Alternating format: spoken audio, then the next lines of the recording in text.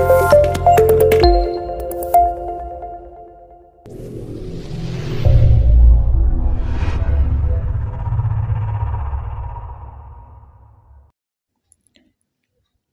Everyone. आज की video भी इंटरेस्टिंग होने वाली है क्योंकि आज हम लोग फिर से पढ़ेंगे पोएटिक डिवाइसेस या लिटरेरी डिवाइस के बारे में।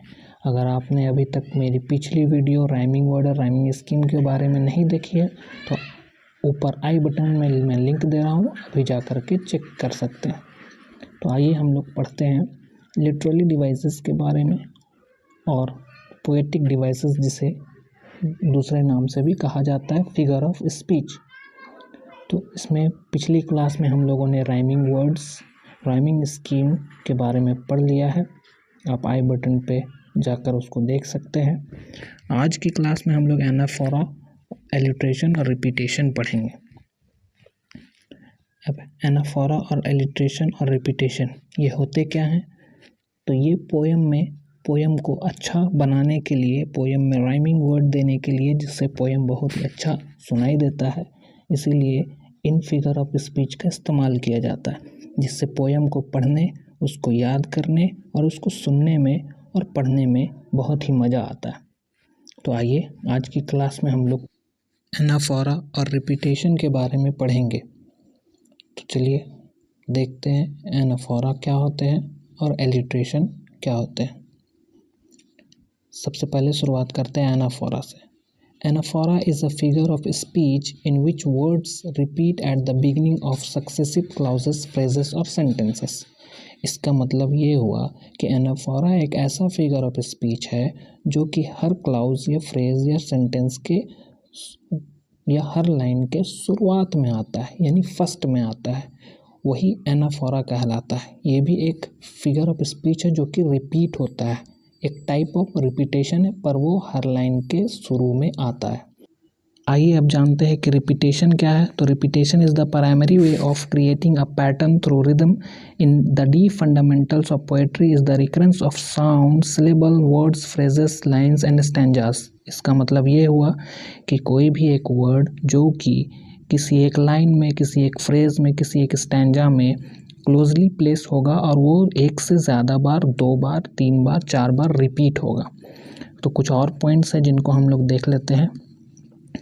Anaphora must be at the beginning of clauses, यानी एनाफोरा क्या होना चाहिए? वो बिगिनिंग में होना चाहिए। वो रिपीट होने वाला वर्ड होगा पर वो बिगिनिंग में होगा, यानी वो लाइन के शुरुआत में। और रिपीटेशन क्या है? तो रिपीटेशन एनीवेयर क्लोजली प्लेस्ड, यानी कहीं भी होगा, रिपीट होगा पर क्लोजली प्लेस्ड होगा, फर्स्ट लाइन में नहीं होगा, हर लाइन के शुरुआत में नहीं होगा। अब इसको हम लोग पोयम में अच्छे से समझेंगे एग्जाम्पल से। तो आइए देखते हैं एनाफोरा और रिपीटेशन। तो एनाफोरा में क्या होता है हम लोग ने पढ़ा। एनाफोरा होता है जो हर लाइन के शुरुआत में आता है और सेम वर्ड, सिमिलर वर्ड होता है। और रिपीटेशन क्या है? तो रिपीटेशन जो है वो शुरुआत में नहीं होना चाहिए, वो शुरू के बाद अगर 2 बार आएगा तो वो रिपीटेशन है।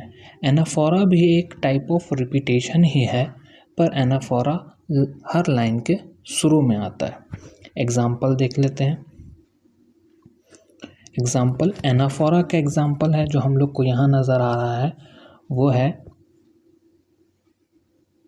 एंड। यहाँ पर भी अगली लाइन में एंड और यहाँ भी एंड।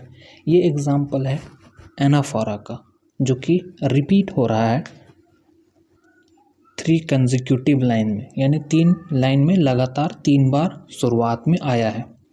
अगर हम लोग आगे बढ़ेंगे तो एंड को हम लोग को अगर देखना है तो आइए देखते हैं। यहाँ पर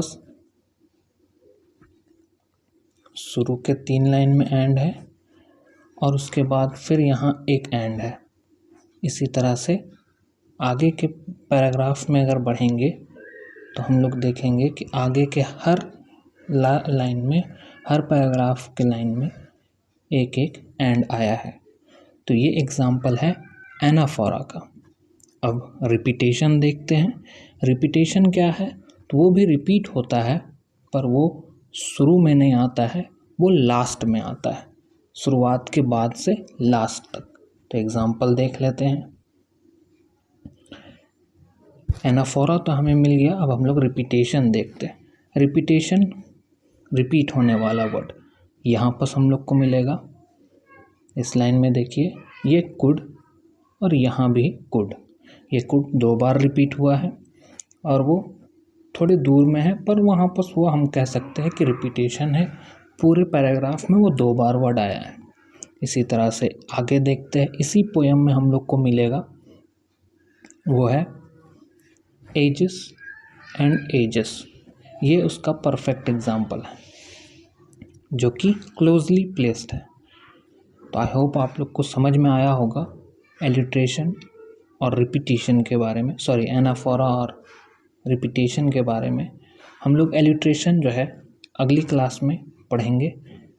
आप लोग को वीडियो पसंद आया हो तो वीडियो को लाइक कीजिए, शेयर कीजिए और चैनल में नए हैं तो चैनल को सब्सक्राइब कीजिए।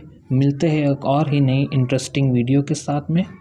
तब तक के लिए थैंक यू।